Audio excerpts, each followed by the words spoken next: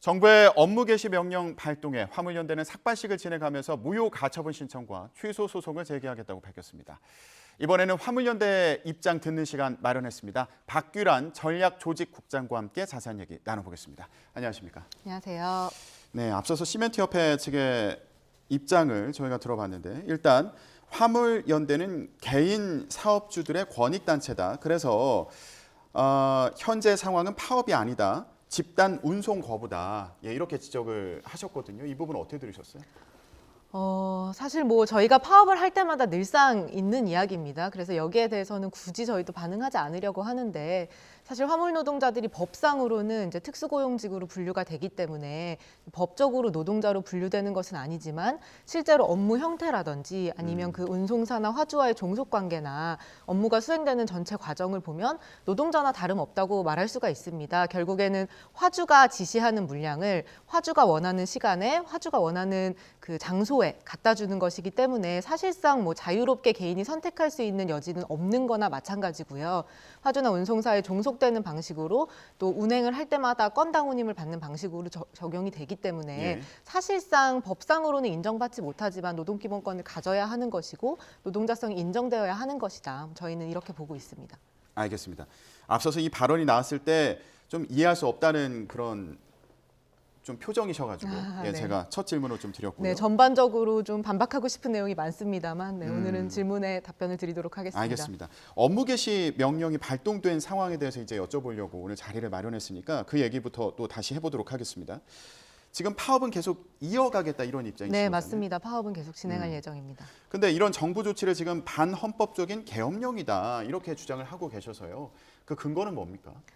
사실 이 업무 개시 명령의 내용을 살펴보면 화물 노동자들의 기본권을 지극히 제약을 하는 내용입니다. 이게 업무 개시 명령을 따르지 않을 경우에는 운송 종사 자격까지 취소가 되는 건데요. 이거는 그러니까 사실 화물업을 통해서 생계를 유지하시는 분들이고 이 업계에 진입하기 위해서 2억, 3억에 달하는 차량을 구입해서 진입을 했는데 여기에서 그 운수종사 자격을 취소한다는 것은 결국에는 정부가 직접 나서서 화물 노동자 개개인의 생존권을 박탈하고 생존 수단을 박탈한다는 것과 동일한 의미입니다. 그렇기 예. 때문에 저희 이제 화물연대 입장에서는 사실 헌법에 있는 기본권을 고려했을 때 이게 좀 정말 말이 되지 않는 굉장히 비상식적이고 비민주적인 그런 폭력적인 제도일 수밖에 없다. 예. 이런 말씀을 드리고요. 이것의 위헌성이 굉장히 높기 때문에 사실 제도는 2004년에 도입했음에도 불구하고 20년 동안 단 한 차례도 진행이 된 적이 없습니다. 그만큼 굉장히 법적인 부담이 높다는 것인데 이번 정부가 사실 그 파업이 시작한 지 일주일도 지나지 않았음에도 불구하고 명령을 발동하고 또 윤석열 정부나 그 원희룡 장관이 저희가 파업을 시작하기 전부터 이 업무 개시 명령에 대해서 지속적으로 얘기를 해왔다는 것이 참 저희 입장에서는 굉장히 당황스럽고 좀 굉장히 문제가 크다 이렇게 보고 예. 있습니다. 지금 현장 분위기도 궁금한데요. 일단 시멘트 분야에 대해서 이 업무 개시 명령이 발동된 거잖아요. 지금 파업에 참여하고 계신 이 시멘트 운송 이 분야에 지금 종사하고 계신 분들은 몇 분이나 계신 거예요? 지금 2,500분 정도가 이 시멘트 화물 노동자라고 보시면 되고요. 그중에 화물연대 조합원은 사실 50%가 안 됩니다. 50%가 안 됩니다만 현재 거의 대부분이 비조합원들도 자발적으로 참여를 하고 있는 것으로 저희가 파악을 하고 있어요. 예. 그 이유가 사실 이 안전운임제라는 게 시멘트 화물 노동자들 입장에서는 정말 생명줄이나 다름없거든요. 기존에 15시간, 16시간 길 위에서 보내야 됐던 삶을 좀 바꿔줄 수 있는 거의 유일한 제도적인 안전망이기 때문에 조합원이든 조합원이 아니든 이 안전운임제가 반드시 지속되어야 한다. 예. 일몰제가 반드시 폐지되어야 한다는 것에 대해서는 뭐 국토부 연구조사로도 98%가 강하게 동의하고 있다고 나왔고요. 그렇기 예. 때문에 비조합원들마저도 자발적으로 차를 세우고 지금 화물연대 파업에 동참하고 있는 그런 상황입니다. 예. 지금 안전운임제 얘기를 먼저 해주셔서요. 보니까 국장님 같은 경우는 1차 협상에도 참여를 하셨고 오늘도 이제 2차 협상이 진행이 되는 거죠? 네, 맞습니다. 이 자리에도 참여하시는 거 아닙니까? 네, 네, 맞습니다. 가장 큰 쟁점이 지금 안전운임제인가요? 뭐 당연히 쟁점은 이제 안전운임제인데 사실 뭔가 이렇다 할 쟁점을 말씀드리기가 굉장히 곤란해요. 그 이유가 뭐냐면 사실 화물연대 입장에서는 좀 아무래도 국민 경제를 좀 고려해서 이 사태를 조속히 마무리하기 위해서 정부의 좀 구체적인 타협안을 찾아가기 위한 논의를 지난 교섭 때 제안을 했습니다. 근데 화물연대가 그런 제안을 했음에도 불구하고 당시 국토부에서는 국토부에는 권한이 전혀 없다. 뭐 대통령실에 일단 보고를 해야 된다. 그래서 화물연대가 여기서 얘기하면 자기들이 가서 보고는 하겠으나 이 자리에서 논의하거나 조율할 수 있는 건 없다고 답변을 하시더라고요. 그래서 저희 입장에서는 뭐 뭔가 타협점을 찾으려면 사실 교섭에 나온 주체들 간에 뭐 어떤 권한을 가지고 조율을 해나가야 하는 것인데 상대 측으로 나온 국토부에서 뭐 어떤 권한도 없고 여기서 논의할 수 있는 게 전무하다고 말을 하니 저희 입장에서는 참 굉장히 당황스럽고 또 이게 정부 측에서 먼저 요청해서 나온 교섭임에도 불구하고 권한이 전혀 없다는 것이 정부에서 정말 대화의 의지를 가진 것이 아니라 좀 당시 이제 다음 날 업무 개시 명령을 앞두고 명분을 찾기 위한 쇼가 아니었나 이런 생각이 듭니다. 그러면은 지금 이 자리에서 안전운임제와 관련해서 본격적인 논의가 아직 이루어지지 않고 있는 상황입니다. 네, 맞습니다. 아예 논의 자체가 좀 불가능한 상황이에요. 왜냐하면 이제 상대 측에 앉으신 분들이 뭐 말씀하면은 저희가 소통을 위해서 노력은 하겠지만 여기서 조율할 수 있는 부분이 없다고 확답을 먼저 주시니까 근데 저희 입장에서는 뭐 화물연대가 사실 어떤 이야기를 꺼내도 답은 정해져 있는 자리다라는 판단이 들 수밖에 없는 거죠. 근데 정부 측의 입장을 보면 이 안전운임제가 실제로 안전에 영향을 미치고 있느냐 이것도 불확실하다 이런 입장이잖아요. 앞서서도 이제 시멘트협회에서도 관련 언급이 있었습니다만 안전운임제 대상이 되는 컨테이너 그리고 시멘트 운송 차량이 대부분을 차지하고 있는 견인형 화물차가 있더라고요. 근데 이 사고 건수를 봤더니 안전운임제 도입 이후에 3년 동안 8% 증가했다. 이 자료가 국토교통부가 국회에 제출한 국회 민생경제안전특별위원회에 제출한 보고서라고 합니다. 여기에 보면 이제 이런 수치가 있어서 이런 걸 근거로 볼 때 이게 안전에 영향을 미치는 건가? 이런 또 반론을 할 수도 있지 않습니까? 어떻게 보세요? 우선 운임과 안전의 관계, 이게 정말 상관관계가 있는 것이냐에 대해서 좀 많은 의문이 제기되고 있는 것으로 저희도 알고 있습니다. 근데 이 운임과 안전의 관계는 사실 화물 노동자들의 운송 형태를 보면 굉장히 명확해요.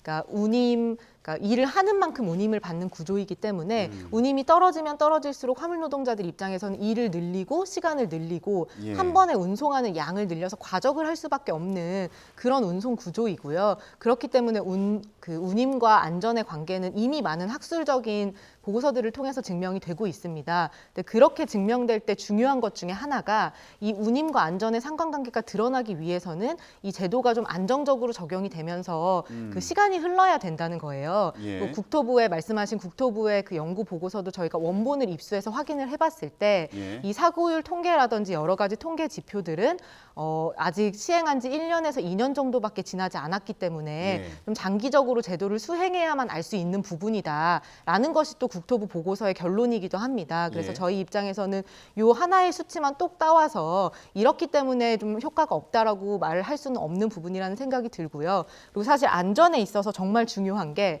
그러니까 화물자동차 사고의 원인 중에 1위가 졸음운전이고요. 2위가 주시태만입니다. 결국에는 노동 시간이 길어지면 길어질수록 사고에 취약하다. 이거는 뭐 상식적인 수준에서 알 수 있는 부분인데 이런 국토부 연구에서도 노동 시간은 줄어들었다.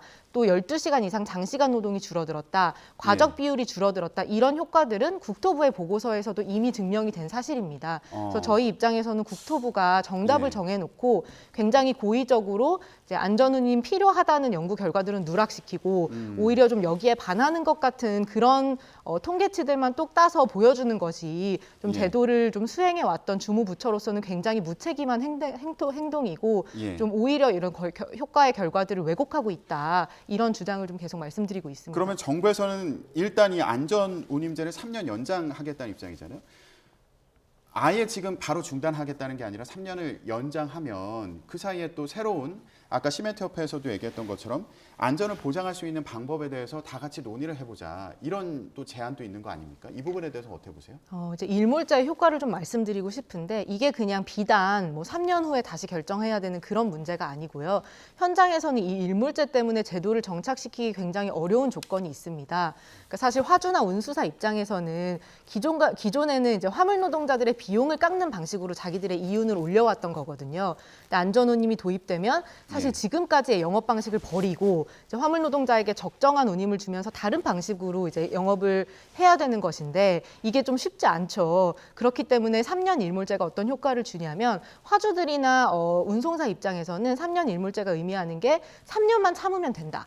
3년만 어떻게 잘 피해가면 이 제도가 없어질 거고 그럼 다시 옛날의 방식으로 돌아갈 수 있다는 시그널을 주는 거라고 저희는 생각을 해요. 그래서 정부가 정말 이 제도를 안착시키고 이 제도의 효과가 안전 증진으로 이어질 수 있기를 바란다면 현장에 명확하게 이게 앞으로의 질서다. 앞으로는 화물 노동자에게는 적정한 운임을 주는 방식으로 이 산업 구조를 바꿔야 된다는 시그널을 명확히 주는 게 필요하다고 생각을 하고요. 근데 지금 일몰제라는 것은 3년 후면 없어진다는 것을 내재하고 있기 때문에 오히려 현장에 제도가 곧 없어질 것이고 그렇기 때문에 굳이 이 제도를 지키거나 준수해야 될 의무가 없다라는 시그널을 저희는 주고 있다고 보고 있습니다. 그래서 제도의 안정화와 안전 증진을 위해서라도 이 제도가 지속될 거라는 시그널을 반드시 시장에 줘야 된다. 그리고 저희는 그게 바로 일몰제 폐지다라고 주장을 하고 있습니다. 업무 개시 명령 발동에 대해서 이제 이거 무효 가처분 신청 그리고 아예 취소 소송까지 검토하고 있다 이렇게 들었고요. 근데 이 업무 개시 명령이 여기서 그치는 게 아니라 다른 업계에도 내려질 수 있는 상황이지 않습니까? 이렇게 확대될 경우에는 어떻게 행동하실지 구상이 있으신가요? 네, 사실 이제 업무 개시 명령이라는 게 저희 화물 노동자들 입장에서는 일하다 죽더라도 아무 말 하지 말아라. 그리고 또 평생 그래왔듯이 입 다물고 시키는 일만 해라. 이런 명령으로 들립니다. 화물 노동자들의 그 기본권을 굉장히 제약하고 있는 내용이기 때문에 그 정부가 업무 개시 명령을 철회하지 않고 오히려 확대한다면 저희 입장에서는 정부의 이런 비상식적이고 폭력적인 대응에 맞서서 화물 노동자들의 삶, 기본권 그리고 국민의 안전을 지켜내기 위해 오히려 더 강경하게 투쟁할 수밖에 없다는 말씀을 드리고요. 실제 현장에서도 업무 개시 명령에 대한 조합원들의 분노가 사실은 굉장히 큽니다. 그래서 오히려 파업을 시작할 때보다 업무 개시 명령이 나온 다음에 더 커졌어요. 그런 분노가. 왜냐하면 그 업무 개시 명령을 내린 이유가 물류산업이 그만큼 중요하기 때문인데 그렇게 중요하다면 물류산업이 과연 고유가 때문에 화물 노동자들이 파산 직전까지 갔을 때 정부는 무엇을 했는가? 화물 노동자들이 죽거나 다치면서 일할 수밖에 없는 구조를 바꾸기 위해서 정부는 무엇을 했는가? 이런 걸 되물을 수밖에 없고요. 그렇기 때문에 이런 부당한 처사에 맞서서 저희는 계속 투쟁을 해나갈 예정입니다. 알겠습니다. 자, 정부에서 화물연대 파업과 관련해서 업무 개시 명령을 내린 상황이고요. 이후에 지금 파업 상황이 어떻게 진행되고 있는지 화물연대 박규란 전략조직국장과 함께 얘기 나눴습니다. 오늘 말씀 고맙습니다.